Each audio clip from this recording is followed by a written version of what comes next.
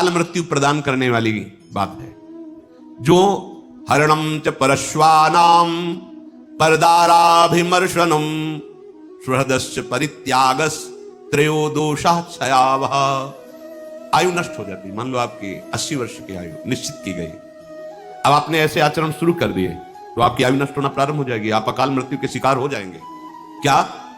दूसरे की स्त्री को फुसला करके विश्वासघात, मान लो उसके पति से मित्रता की, बड़ा विश्वास दिलाया और उसकी स्त्री का दुर्वासना का खेल, अब आपकी आयु नष्ट होगी। देख लो, इतिहास साक्षी है, नष्ट होना पड़ा। आप क्या चीज हो? जो बड़े बड़े तपस्या से के धनी थे, रावण आदि, विनाश हो गया। कुंभकर्ण जब जगा तब यही कहा, तेरी बुद्धि नष्ट हो गई, जब तू हरण करके लाया था उसके पहले क्यों नहीं पूछा? ये कृत्य तेरे पूरे वंश का विनाश कर देगा। पर ठीक है, तूने मुझे जगाया है तो मैं देखूं, पर ये निश्चित बताता हूं, तूने अच्छा नहीं किया, तेरा सर्वनाश निश्चित है। कुंभकर्ण ने उपदेश किया था, रावण ने कहा तुम्हें इसलिए नहीं जगाया कि तुम्हें प्रवचन करो, युद्ध करो जाके। ये कार्य आपकी आयु का, श्री का नाश कर देगा, वैभव का नाश कर देगा। आपको अभी लगता है नहीं, कहा नाश हुआ, मनमानी कर, आने दो, बीज बो गया है, थोड़ा अंकुरित होने दो, फिर तुम्हें खुद पता चल जाएगा।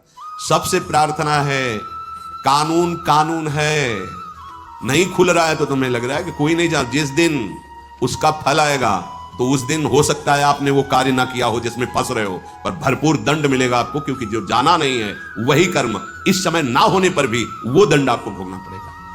ये बहुत ध्यान से इसलिए हम रुक के बोल रहे हैं। विदुर जी महाराज साक्षात त्रिभुवन के न्यायाधीश हैं। धर्म, पापियों के लिए यम और धर्मात्माओं के लिए धर्म, यही त्रिभुवन का न्याय करते हैं। ये न्याय विभाग है, जैसे धन विभाग कुबेर जी, जल विभाग वरुण देव जी, वायु विभाग अग्नि विभाग, ऐसे ही ये न्याय विभाग है हमारे त्रिभुवन का। उसके अधिपति हैं धर्मराज स्वयं।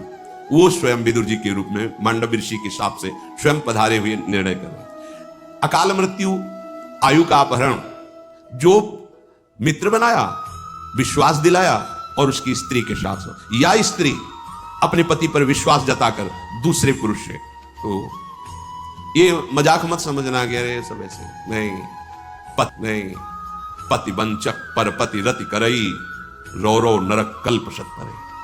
बड़ा सावधानी का विषय है। जैसा आपके भाग्य में संविधान है, गृहस्थी में शांत रहो, गंभीर रहो। ये कुछ नहीं है इधर उधर रूप रंग देखकर जो मनमानी आचरण, ये तुम्हारी आयु को, तुम्हारी श्री को नष्ट कर देंगे।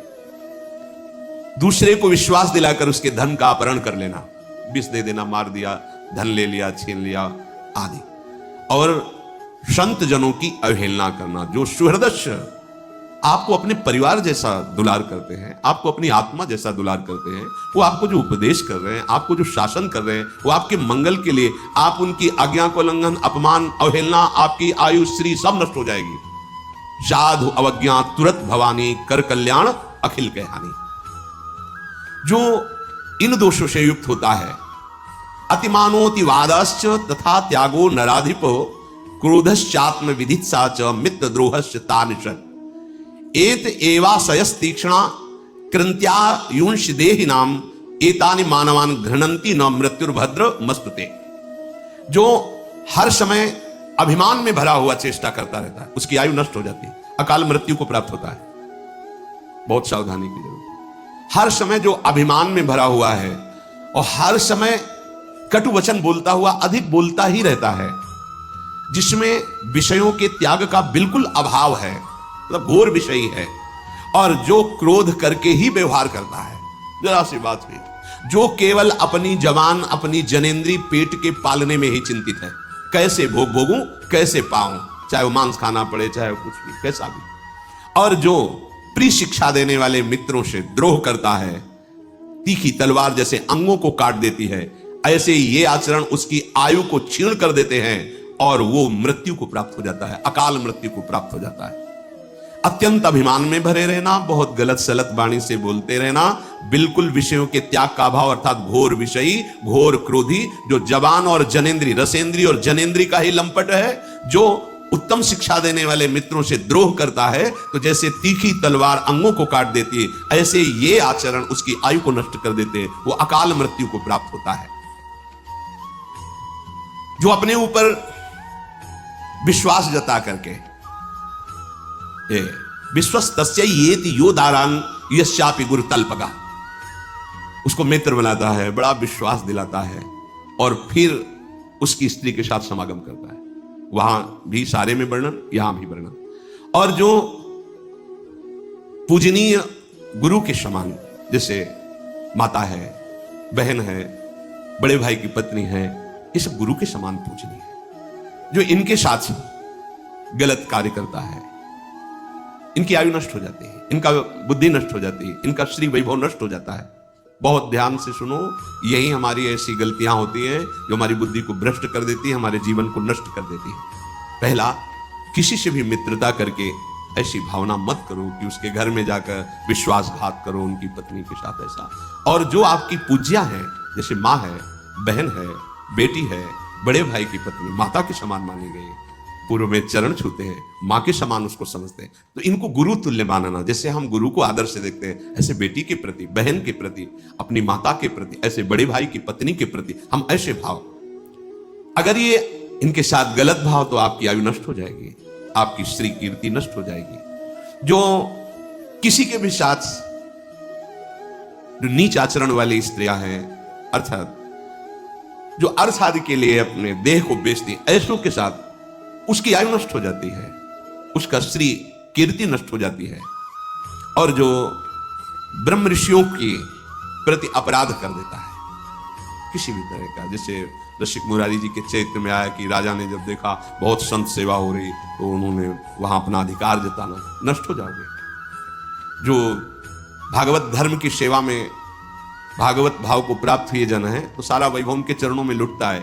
यदि आप शासक होकर, बड़े अधिकारी होकर, या आप बलवान होकर उसका अपहरण करते हैं, तो आपकी आयु नष्ट हो जाएगी, आपका श्री तेज पुण्य नष्ट हो जाएगा।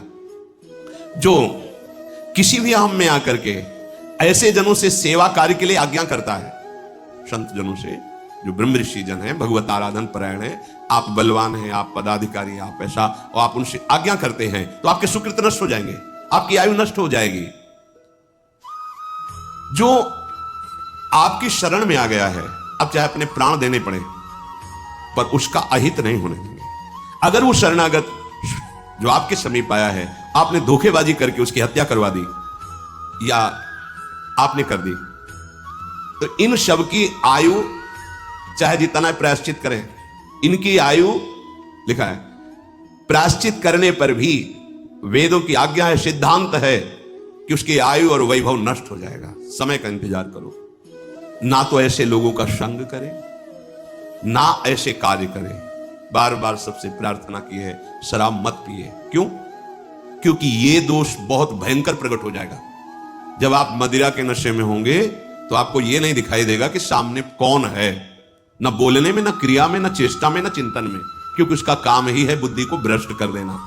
इसीलिए मना करते हैं हाथ जोड़कर, न तुम्हारे स्वास्थ्य के लिए अच्छा है, न तुम्हारे परलोक के लिए अच्छा है, न समाज के लिए अच्छा है, किसी भी तरह से अच्छा नहीं। मदिरा पान करना, परिस्त्री गमन करना, अभिमान भरी चेष्टा करना, अधिक गाली आदि बोलते रहना, और विषयों में खूब अनुराग रखना, अर्थात विषयों का त्यागी ना होना, हर समय क्रोध नाक में रखे रहना, अपने रसेंद्री और जनेंद्री के ही भोग का केवल चिंतन करना, मित्र द्रोह अर्थात अपने मित्र पर विश्वास दिलाकर उसकी स्त्री के साथ समागम करना, और जो गुरु के समान पूज्य हैं उनके साथ ऐसी वृत्ति रखना, जो शरीर को बेचते हैं अर्थात उनके साथ समागम करना, जो ब्रह्म ऋषियों की जीविका को नष्ट कर देना, जो संत महात्मा इनसे आदेश पूर्वक सेवा करवाना, जो शरणागत की हिंसा करवा देना या हिंसा कर देना, इनकी आयु श्री ये नष्ट हो जाती है और वो अकाल मृत्यु को प्राप्त होते हैं। दो प्रकार के लोग नष्ट हो जाते हैं।